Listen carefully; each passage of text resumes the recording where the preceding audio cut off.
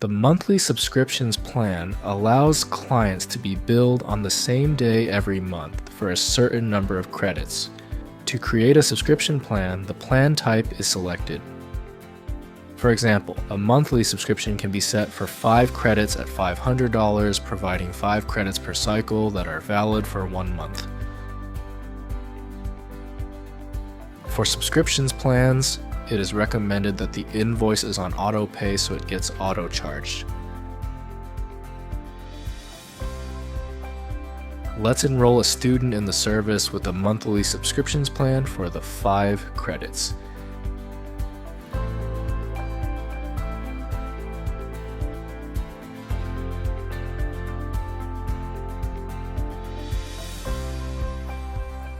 This shows 5 credits for $500, and then the instructor is selected.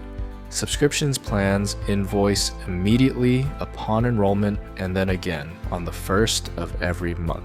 If a student is enrolled in the middle of the month, the first month should be prorated by adding a one-time discount through adjusting the billing and pay rate.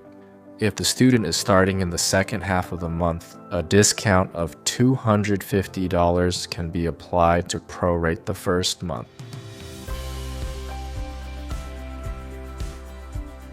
The student can then be put on the schedule for the second half of the month.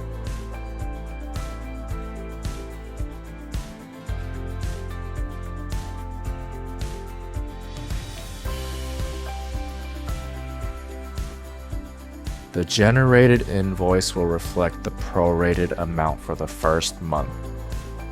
The credits are then issued accordingly. When prorating the first month, the credits must also be reduced to the prorated amount by clicking Edit and adjusting the credits down.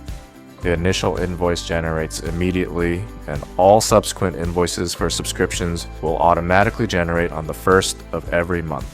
There is an important setting related to subscriptions plans under Settings, General, Billing. The invoice due date buffer must be set. This setting impacts the actual date the subscriptions will charge. The invoices are created on the first, but will get charged on the due date. If clients should be charged on the first, this buffer is set to 0.